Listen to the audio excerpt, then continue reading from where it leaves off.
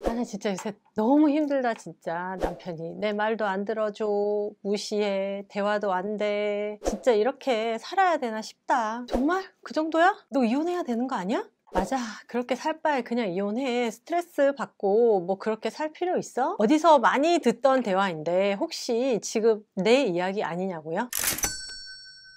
안녕하세요. 조변의 이혼 이야기 조윤정 변호사입니다. 많은 분들이 이혼을 고민할 때 정말 이게 맞나 하고 생각하실 텐데요. 이혼 지금보다 더 나은 선택일 수도 있지만 또 많은 어려움이 있을 수 있거든요. 그래서 이번 영상에서는 이혼을 고려해야 할 5가지 경우를 하나씩 짚어보도록 하겠습니다. 첫 번째로 배우자가 연애할 때와는 완전히 다른 모습을 보이는 경우인데요. 술 먹고 좀 취하면 폭언은 예사고 무시하는 것을 비롯해 가지고 굉장히 그 험한 행동들이 막 나오는 거죠. 감정 기복이 심해지기도 하고, 또 어떤 분들은 술 먹고 막 칼까지 들었다, 뭐 이런 경우 이야기도 제가 들었거든요. 근데 이런 분들 특징이 다음날 술 깨고 나면 내가 진짜 다시는 안 그러겠다, 술에 너무 취해서 기억이 안 난다, 각서라도 쓰겠다, 이렇게들 많이 하세요. 그런 경우를 보면 결국 사람이 변하는 게 쉽지 않다, 이런 생각이 들었고요. 꼭 술 문제가 아니더라도 뭐 연애 때는 너무 다정하고 이렇게 친절하게 대해주던 사람이 결혼하니까 180도 바뀌어버리는 거예요. 내가 애교 있게 얘기를 하거나 뭐 대화를 좀 해보려고 해도 틱틱거리기만 하고 굉장히 매정하게 대화를 하는 이 사람이 연애 때 그 사람이 맞나? 많이 실망을 하시더라고요. 그런 대화 과정에서 배우자가 이제 나의 자존감을 깎아내리고 이렇게 무시하는 발언도 굉장히 많이 하게 돼요. 방금 말씀드린 뭐 이런 상황이 매일매일 지속된다면 이혼을 긍정적으로 고려하는 게 맞겠죠. 두 번째는요, 배우자가 불륜까지는 아니더라도 이성 간의 문제 때문에 나의 신뢰를 계속 저버리는 경우인데요. 직장 동료와 저희가 흔히 얘기하는 뭐 하우스와이프, 하우스 허즈번드 이런 상황까지는 아니더라도 동료와 스스럼 없이 뭐 스킨십을 한다거나 너무 잦은 연락, 뭐 SNS, 카톡 이런 걸 집착하고 많이 해서 결국 그게 가정에 소홀하게 되는 경우가 있더라고요. 그리고 이런 것들이 발전해서 외도를 하시는 그런 사례도 봤거든요. 이런 문제가 계속 반복되는 경우, 나를 존중하지 않는 배우자의 태도, 그리고 뭐 문제를 계속 외적으로 드러내는 이런 반증이기 때문에 이런 일로 부부간 갈등이 심해지고 서로 신뢰가 상실되고, 그렇게 된다면 의심하는 상황이 계속 발생을 하게 되잖아요. 그럼 결국 또 이혼을 고려해야 되는 거죠. 세 번째로는요, 이혼 사건 중에서 가장 많은 케이스인 것 같습니다. 경제적인 문제 때문에 갈등이 발생하는 경우인데요. 배우자가 돈을 많이 벌어오면 좋겠지만 그래도 굉장히 열심히 성실히 일해서 돈을 벌어오는데 상대 배우자가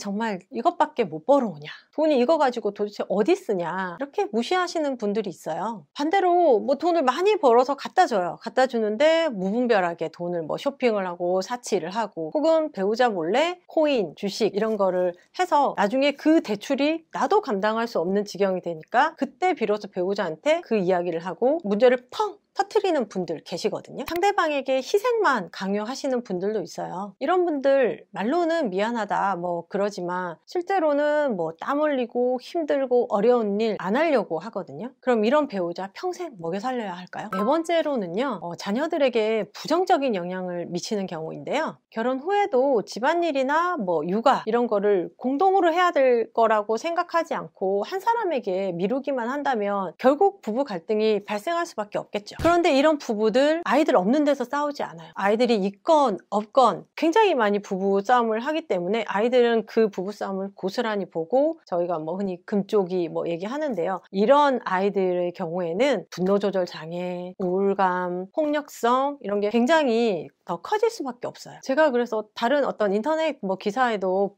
봤는데 하버드대 연구 결과에 따르면 이런 부부싸움을 많이 목격한 아이들의 경우에는 분노 조절 장애 이게 발생할 확률이 60% 이상 더 많다는 그런 보고가 있더라고요. 이런 경우라고 하면 아이들을 위해서라도 이혼을 긍정적으로 고려해 보셔야겠죠. 5번째로는요, 결혼 생활이 나의 자존감을 떨어뜨리고 무기력하게 만드는 경우인데요. 이혼 상담 오시는 분들 이야기를 들어보면 내가 결혼 전에는 안 그랬는데 이게 살면서 결혼 생활하면서 자존감이 너무 떨어지고 무기력해진다, 이런 말씀 많이 하시거든요. 그래서 이런 분들 구체적인 결혼 생활을 좀 좀 들어보고 제가 좀 알게 된 거는요, 결국 배우자의 가스라이팅으로 인해서 내가 문제야, 내가 잘못해서 그래, 이렇게 생각하시는 분들이 많더라고요. 상대방 배우자가 한마디만 해도 이게 주눅 들고 얘기도 제대로 못하고, 아, 이게 내가 문제인가? 그래서 자존감이 계속 떨어지고 결국 무기력해져서 삶의 의욕을 좀 상실하시는 분들도 있으시더라고요. 그런데 이런 분들 막상 이혼 소송 진행하면서 상대방이랑 떨어져 있게 되면은요, 오히려 직장 생활도 굉장히 적극적으로 잘하시고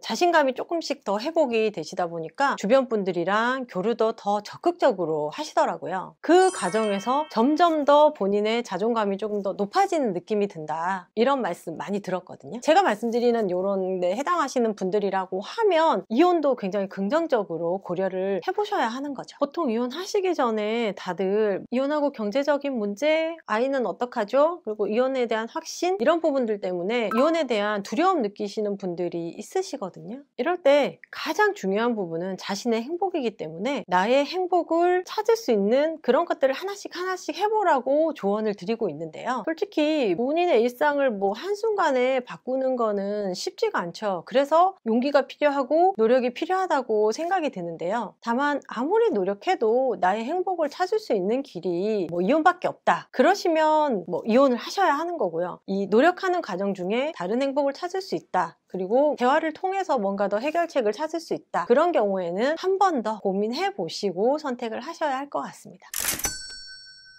이혼은 인생에서 가장 큰 변화를 가지고 오는 선택이죠. 그래서 감정적인 부분이 아니라 현실적인 부분까지 곰곰이 생각하고 결정을 하셔야 후회 없는 선택을 하실 수 있다는 점 꼭 기억하시기 바랍니다. 더 궁금한 내용이나 문의사항 있으시면 댓글로 남겨주시면 답변 드리겠습니다. 다음 시간에는 더 좋은 영상으로 찾아뵙겠습니다.